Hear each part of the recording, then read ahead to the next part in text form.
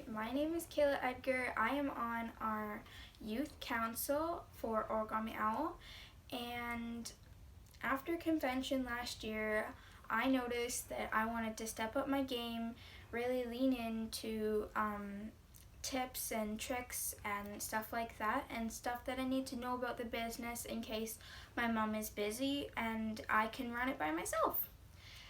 So here is how we set up for a vendor event or a jewelry bar, and yeah. One of the very first tips you're going to want to do is make a checklist of to do and maybe things that you might need and stuff like that. Another thing that you do about the night before the event is you want to go on your computer or phone and check the product availability list, because you don't want to let your customer down and be selling them something they can't have.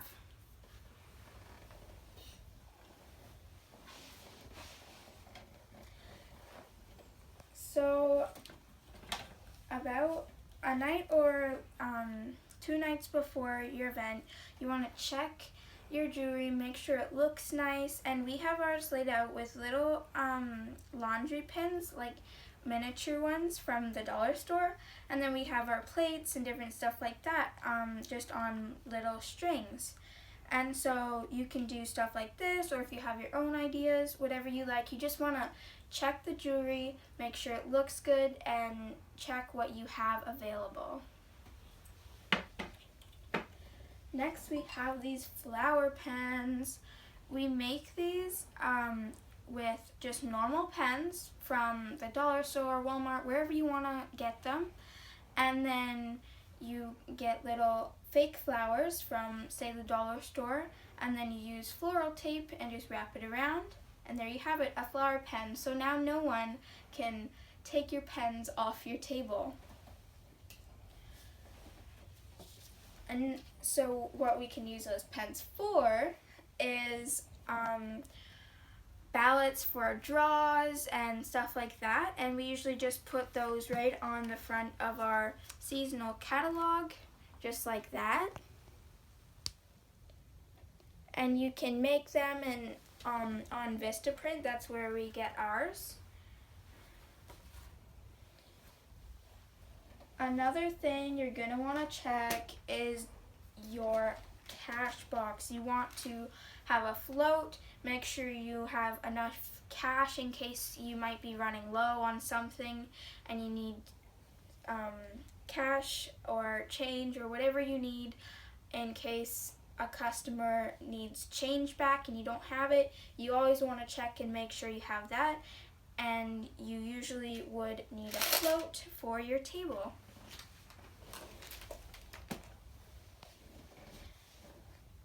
Another thing we do is with lockets and our busts is we wrap them with saran wrap when we are packing up at the end of the vendor event.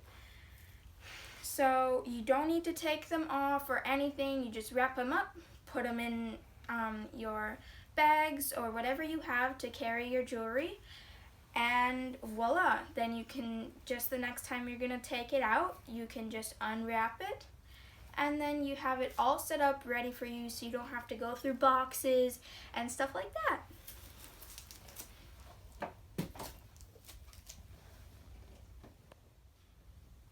Something we do with our draw ballots is we put them on the front of our yearly catalogs, and then when we hand the customer the catalog, we ask them to write their information on it. So then they can have their name into a draw, and they at the end of the day, there might be a little surprise for the winner. And what we do with the information afterwards is we can, so we put them into a little handy dandy jar, and then we take their information, we can put it into the O2 Connection app, and we can send them updates through that. Another really helpful thing that is really useful, so you don't need the table space, is a lap board. So you can write out order forms with your lapboard, so you don't need the space on the table to write it out. It makes your life so much more easier. And you might be wondering, what are these? These are bed risers. We found them at like a hardware store, and so we just use them for our table. Sometimes you can use 2 sets. We use 2 sets unless we have 2 tables that we're setting up on. And there's 4, so they go on each table leg and they raise the table. So it's not only saving our backs, but saving our customers who have to look at our small, tiny charms. So that's really helpful. Another thing is to have with you is sponsoring packs and Jewellery Bar packs. So in the Jewellery Bar packs we have order forms and catalogs and stuff like that. And then in our sponsoring, in this one we have information on our youth entrepreneurship program. And another really, really handy tip is this is an older example, but from our catalogs, but we take our catalogs and we just have little kind of like sticky tab type things and then we labeled each one with like a Sharpie or something, so then you're not flipping through the pages like taking forever for your customer in case you don't know the whole catalog yet. And I find this really helpful to save time because there might be more than one customer at your table that needs help. So then you can just flip to the page.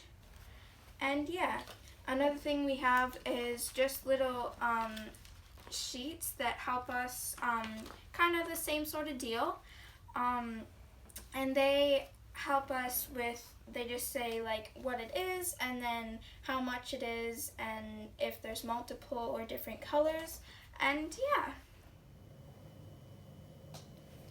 A couple days before the event, you're going to want to put your name and information on your order forms. And we also do that for our yearly toms. And you can also do it for our seasonal lookbooks.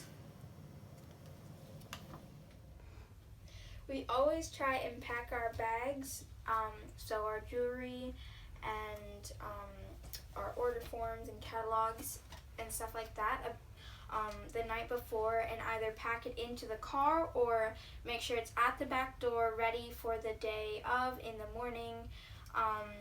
And make sure you check and see if you need tables or chairs, and if you do, don't forget to pack those.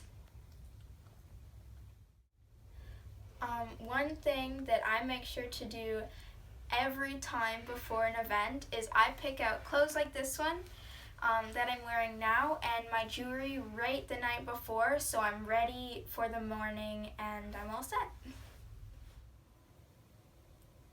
And the best tip for last before your event is to get a good night's sleep.